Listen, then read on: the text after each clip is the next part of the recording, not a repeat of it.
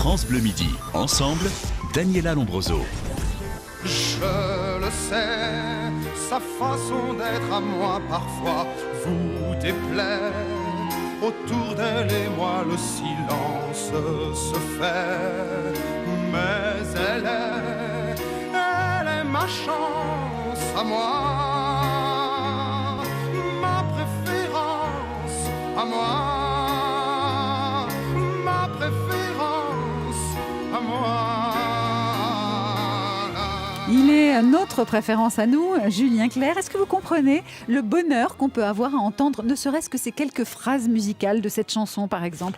Julien Clerc, est-ce que vous l'éprouvez comme nous? Peut-être pas, mais est-ce que vous le comprenez, que c'est vraiment énorme pour les gens? C'est vrai que c'est ce que j'ai recherché. Maintenant, est-ce que je le comprends complètement?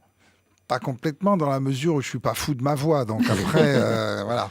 Vous n'êtes pas fou de vos doigts, vous la trouvez non. pas C'est suffisamment drôle d'ailleurs, de parce que là, je n'ai pas mis le casque, donc j'ai écouté ça de loin. Et ce qui ressort, c'est ce vibrato, qui est évidemment un vibrato complètement naturel.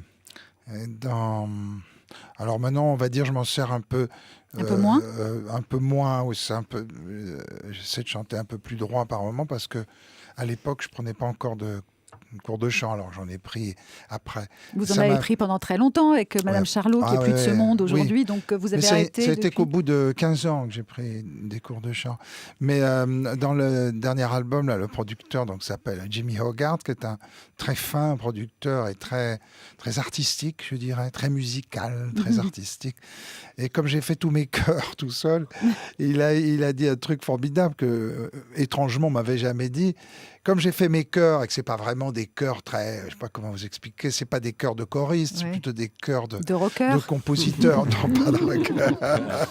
C'est des chœurs de compositeurs qui sont plutôt des contre-chants de la mélodie. Et il m'a dit, on va... donc j'ai fait mes chœurs, j'ai harmonisé comme je pouvais. Et puis il m'a dit, tu sais ce qu'on va faire après? On va prendre une choriste, c'est tellement intelligent, qui a le même vibrato que toi, en fait. Parce que souvent, les choristes, ils ont des sons très droits, si vous voulez. C'est super technique en même temps ce que vous nous dites, parce que c'est vrai qu'on apprend plein de choses, mais en même temps on sent à quel point ça doit être pointilleux avec vous. C'est du perfectionnisme à l'état pur, et voilà ce que ça donne. On ne se méfie jamais assez. On ne se méfie jamais assez.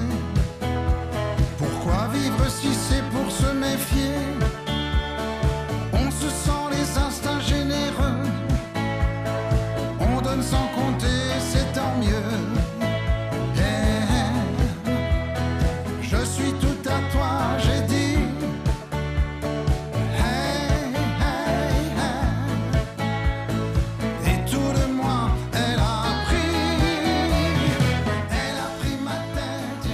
J'ai pas envie de reprendre la parole, c'est comme ça, j'ai envie d'entendre encore la musique. Vous écoutiez avec le casque encore Julien Clerc pour voir ce que vous pouviez perfectionner sur l'album, c'est ça? C'est-à-dire vous allez passer chez chaque personne qui l'a acheté et vous allez regraver en direct pour faire mieux. Ça, c'est plutôt Woolsey que moi. Non, mais en revanche, j'ai rarement eu ça dans ma vie, un truc aussi bien mixé, aussi bien réalisé. Parce qu'il y a ce qu'on recherche tous, et ce qui est très difficile à atteindre, en fait, c'est qu'il y a à la fois beaucoup de voix, on ne perd rien de la voix, et en même temps beaucoup de musique. Ce qui est très dur à réaliser. C'est très difficile parce que très souvent les gens se plaignent en disant on n'entend pas suffisamment la voix et tout ça. Et là c'est vrai qu'il y a les deux. Alors, on ne se méfie jamais assez, c'est le titre de la chanson. De quoi vous ne vous êtes pas suffisamment méfié, vous, Julien Clerc, dans votre vie? Pour le savoir, on va vous faire un petit test. Un test, on ne se méfie jamais assez.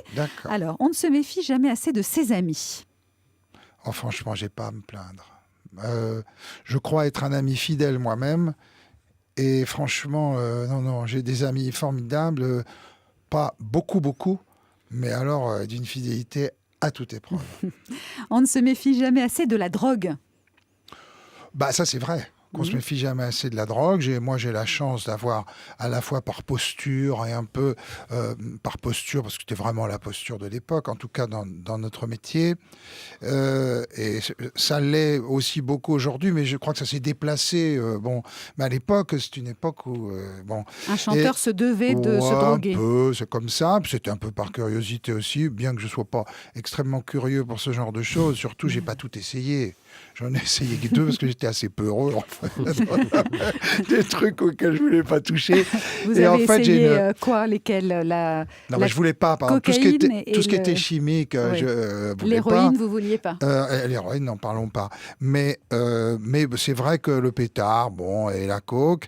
Et puis, j'ai la chance d'avoir un corps qui est très équilibré, en fait. Donc, qui un jour m'a fait comprendre que il n'y avait pas grand intérêt, même pour mon cerveau. J'ai même lu que vous aviez eu à une époque les cordes vocales desséchées à cause de la cocaïne. Non, ça n'a pas de rapport. La cocaïne, c'est pas bon parce que c'est pas bon. Vous entendez les enfants, la cocaïne, c'est pas bon. Non, c'est très mauvais. Bon, mais pour le nez, pour les chanteurs, c'est terrible parce que après ils coulent des trucs à l'arrière, ça va sur les cordes vocales, c'est très mauvais. On a vu pas mal de chanteurs, mais enfin, qui avaient énormément exagéré, passez-moi l'expression, mais niquer leurs cordes vocales, à commencer par cette pauvre qui nous a quittés là, il y a Amy Winehouse. Non.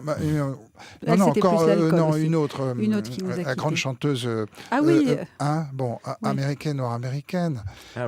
Whitney Houston. C'était typique, ça. Bon, donc j'ai arrêté tout à fait à temps, d'ailleurs parce que ça ne me procurait pas non plus. Donc on ne se méfie jamais assez de la drogue. On ne se méfie jamais assez des journalistes.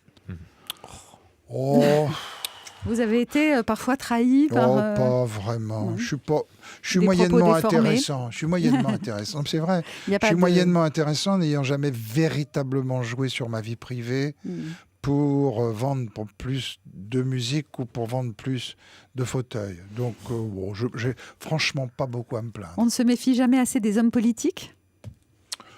Les hommes politiques, moi j'ai eu de la chance, c'est pareil. J'en ai rencontré très peu. Et à chaque fois, c'est des gens complètement de très haut niveau. Donc François Mitterrand, Nicolas Sarkozy, 2 présidents qui ont été des amis. Ouais, c'est-à-dire oui. Donc pour arriver à ce niveau-là, il faut être absolument au-dessus du lot, atypique, etc. Donc oui. Voilà, on ne se méfie jamais assez des femmes ?